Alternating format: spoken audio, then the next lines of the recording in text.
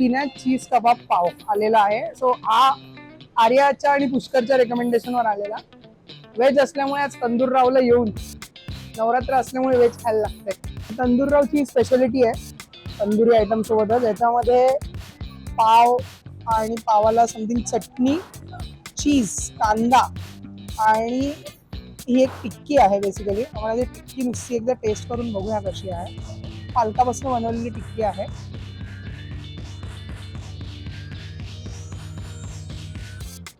Simple plain चव आहे.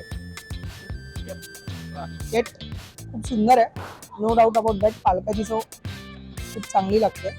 छोटासा बाईट घेऊया सगळ्या कॉम्बिनेशन सकट.